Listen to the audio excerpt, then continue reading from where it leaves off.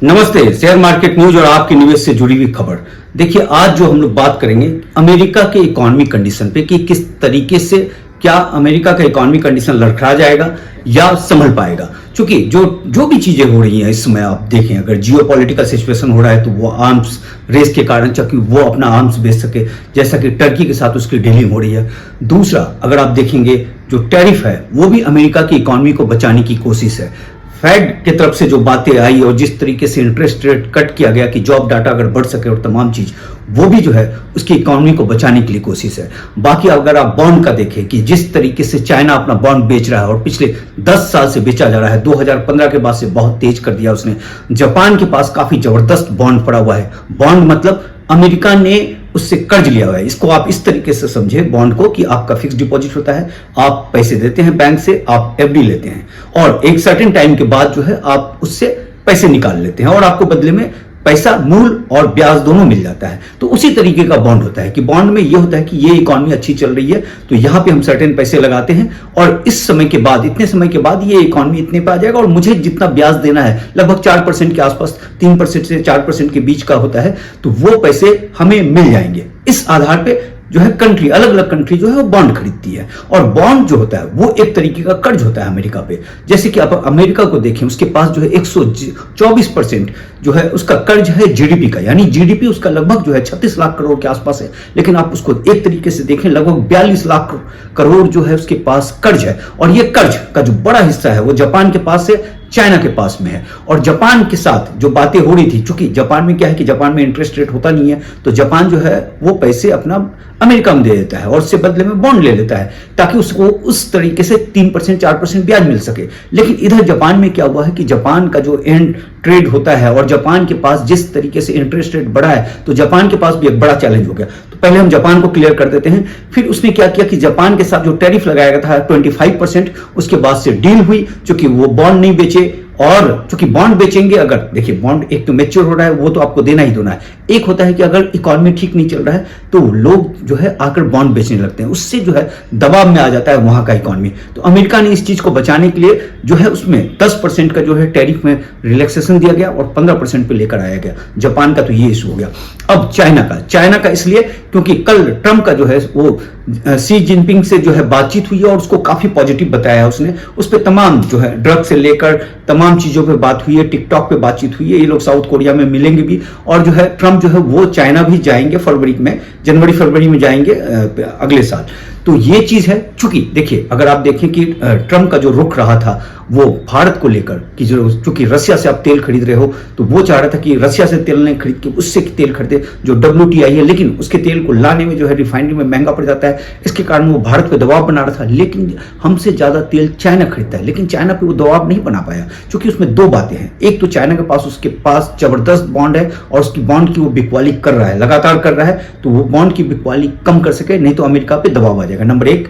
Number दो, उसके पास rare earth material है और रेयर अर्थ मटेरियल के कारण वो जो है ईवी पे जो है, ईवी से लेकर जो है आपको फाइटर प्लेन हो गया, तमाम चीज हो गया, सैटेलाइट हो गया, तमाम चीजों पे एक तरीके से कब्जा है और उसका पूरी तरीके से मोनोपोली है। 70% रेयर अर्थ मटेरियल पे इस समय चाइना का मोनोपोली है और चाइना उसके जरिए जो है बैकफुट पे ला सकता है। थोड़ा सा भी कर्व लगाने पे अमेरिका पे जो इकोनॉमी है, चूंकि आपके सैटेलाइट वाली चीजें नहीं बनेंगी, फाइटर प्लेन नहीं बनेगा, आप अगर वहां पे जो बाकी जो भी प्लेन है वो नहीं बनेगा और दूसरी बात की जो है ईवी पे असर पड़ेगा। तो ये तमाम चीजों को लेकर जो है अमेरिका थोड़ा दबाव में था, तो उसके साथ उसने जो है डील किया है और काफी पॉजिटिव रहा है। और इसके लिए उसने ताइवान के खिलाफ, जो ताइवान जो चाइना का दुश्मन नंबर 1 है और अमेरिका का जो पॉलिसी रहा था वो ताइवान को हरदम सपोर्ट करता रहा था, उससे जो है वो थोड़ा सा पीछे गए हैं। तो इस तरीके से आप पूरे इकोनॉमी को समझिए। अब देखिए अमेरिका का हालत क्या है कि अमेरिका के पास कर्ज बहुत जबरदस्त है। रॉगहफ रेनहार्ट की पॉलिसी है, अगर 90% से ऊपर अगर आपका कर्ज हो जाता है तो फिर आपकी इकोनॉमी स्लो हो जाती है और 100% से ऊपर जो है डगमगाने, मतलब 110 के बाद से चीजें ठीक नहीं होती। और इस समय जो है 124% है। मतलब आप इसको इस तरीके से समझिए कि जैसे कि आपके पास 100 रुपया कमाई है और 124 रुपया खर्च हो रहा है, तो आप क्या होगा कि आपकी जो पूंजी होगी वो धीरे धीरे खत्म होता चला जाएगा। तो ऐसे ही कंडीशन में अमेरिका है। तो अमेरिका ने इसको बचाने के लिए क्या किया कि टैरिफ लेकर आया कि टैरिफ लाने से क्या होगा कि चीजें लोगों को लेकिन उससे ये होगा कि अमेरिका को पैसे आएंगे और अमेरिका जो है अपना कर्ज ठीक ठाक कर सकता है। लेकिन उससे क्या हुआ कि उससे इन्फ्लेशन बढ़ रहा है। इन्फ्लेशन जो बढ़ने लगा, क्योंकि इन्फ्लेशन जो है, जो फेड का जो टारगेट था वो 2% के आसपास इन्फ्लेशन लाने का था, लेकिन वो पहुंच गया है इसमें 2.9 और 3 के ऊपर, काफी खतरनाक हो जाता है। तो उसको बचाने की कोशिश है, लेकिन जैसे टैरिफ बनेगा तो क्या होगा कि चीजें महंगी होगी, चीजें महंगी होगी तो इन्फ्लेशन बढ़ेगा, इन्फ्लेशन बढ़ेगा तो फेड की तरफ से जो कहा जा रहा था कि हम रेट कट तब करेंगे जब 2% के आसपास आएगा, लेकिन फेड जो है 2.2 जब आ गया था उसके उसी समय उसने रेट कट किया और उसके बाद से इन्फ्लेशन बढ़ते हुए 2.9 पे आ गया। अब इन्फ्लेशन बढ़ने लगा तो जॉब कम होने लगेंगे, जॉब कम होने लगेंगे तो फिर क्या होगा कि वहां पे और एक क्राइसिस आ जाएगा। इसके कारण फेड ने जो है रेट कट किया, एक 25 बीपीएस का रेट कट किया और साथ में ये बताया कि 2 बार वो और रेट कट करेंगे। तो इस तरीके से अमेरिका का इकोनॉमी जो है वो पूरी तरीके से ट्रैप में है। और इस बीच जो है गोल्ड को लेकर जो खबर आ रही है, जो जेफरीज के जो क्रिस वुड जो है बड़े इकोनॉमिस्ट है, उनका कहना है कि गोल्ड पे जिस तरीके से तेजी है, आप गोल्ड को देख रहे हैं लगभग 1,10,000 के ऊपर चला गया है, $3700 प्रति ट्रॉय आउंस पे चला गया है। एक ट्रॉय आउंस 31 ग्राम के आसपास का होता है, तो वहां तक पहुंच गया है। और उस पर क्रिस वुड का ये कहना है कि ये 6600 तक चला जाएगा। क्योंकि देखिए उसमें रीजन क्या है कि गोल्ड जो है, गोल्ड का प्रोडक्शन काफी कम है, गोल्ड जितना है माइन में बहुत कम पड़े हुए हैं, लगभग 60,000 टन के आसपास गोल्ड पड़ा हुआ है माइन में। बाकी जो एग्जिस्ट कर रहा है उसमें से सेंट्रल बैंक, दुनिया के तमाम सेंट्रल बैंक जो है गोल्ड को जमकर खरीद रहे हैं। क्योंकि इकोनॉमी जब जब कमजोर होता है तो उसमें गोल्ड की खरीदारी बहुत तेज होती है और इसके कारण जो है दुनिया के सेंट्रल बैंक, हमारे आरबीआई भी ने जमकर गोल्ड खरीदा है, रशिया ने बहुत जमकर खरीदा, चाइना ने बहुत जमकर खरीदा, तो इन लोगों ने गोल्ड खरीदा है। गोल्ड का प्रोडक्शन जो है वो 2200 से लेकर 2600 टन के आसपास होता है प्रति साल, और जो डिमांड जो है इसमें 5000 टन के आसपास आ गया है। और जिसके कारण जो गोल्ड पे बड़ी जबरदस्त है, एक तो सेंट्रल बैंक की खरीदारी है, दूसरे जो बड़े बड़े इन्वेस्टर हैं, क्योंकि उनको लग रहा है कि इकोनॉमी कंडीशन थोड़ा सा जो है अभी डवाडोल की स्थिति में है, तो वो गोल्ड खरीदने लगे हैं। तो जिसके कारण क्रिस वुड कह रहे हैं कि 6600 के आसपास आएगा, यानी 6600 आना, यानी अमेरिका का जो इकोनॉमी का जो कंडीशन चल रहा है उसमें और भी कुछ बड़ा झटका पड़ सकता है। और उसमें जो सबसे बड़ा जो चीज होता है कि अगर आप देखें तो 1929 में जो क्राइसिस हुआ था, इकोनॉमी क्राइसिस हुआ था, उसमें टैरिफ का रोल था। हालांकि टैरिफ को उस समय इतनी चीजें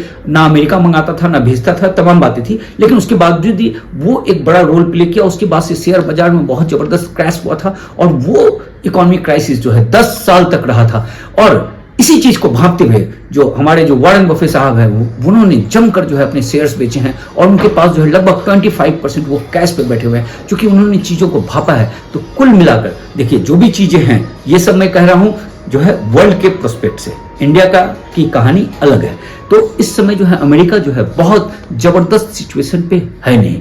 हालांकि इसलिए उसमें जो तमाम बातें आ रही थी, जो बात आ रहा था कि जो वहां पे जो एआई के शेयर्स में जो जबरदस्त तेजी देखी जा रही थी, जबरदस्त ढंग से भाग रहा था, तो उसमें जो है ये सावधान किया गया है कि आप उससे बच कर रहिए, चूंकि इस तरह का क्राइसिस आ सकता है। लेकिन अपना इंडिया की कहानी अलग है, क्योंकि इंडिया में दो बातें हैं। एक तो है कि हमारा खुद का कंजम्पशन बहुत जबरदस्त है, दूसरा हम जो है वर्ल्ड के इस पे ज्यादा प्रभावित नहीं होते हैं। हमारा एक्सपोर्ट इंपोर्ट से ज्यादा कुछ उतना असर नहीं है जितना 70% जो है हम अपने डोमेस्टिक चीजों से करते हैं। लेकिन बट नेचुरल सी बात है कि अगर ये इस तरह का क्राइसिस अगर सामने आएगा तो जो है ये खतरा होगा। तो ये ट्रम्प के लिए बहुत बड़ा चैलेंज है कि वो किस तरीके से चीजों को संभालता है। और ऐसे भी अभी कोई रिसेशन का खतरा नहीं है, लेकिन रिसेशन का खतरा जैसा कि हर इकोनॉमिस्ट कह रहे हैं कि एक मंडरा रहा है। जो मॉर्गन के जो डायमंड साहब है उनका भी कहना था कि जो है उससे एक क्राइसिस आ सकता है, बड़ा जबरदस्त क्राइसिस आ सकता है। रिसेशन तब आता है जब आपका 2 जीडीपी अगर माइनस में चला जाए, तब वो रिसेशन कहलाता है। लेकिन उसका जीडीपी अभी 2% के आसपास है,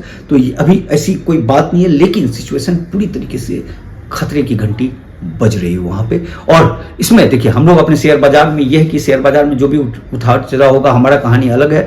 अब जो है चूंकि जैसा कि हमने जिक्र किया कि हम लोग जो है ज्यादातर जो है डोमेस्टिक प्रोडक्ट पे निर्भर कर रहे हैं, और फिर यहाँ जो GST-2 जो रिफॉर्म्स हुआ है वो एक बहुत बड़ा रिफॉर्म है, वो उसका जो है असर धीरे धीरे देखने को मिलेगा। तो हमारे यहाँ शेयर खरीदने का वही तरीका है कि जब जब 200 DME के नीचे जाए, फंडामेंटली स्ट्रॉन्ग शेयर्स हो, तो उसको आप खरीदें।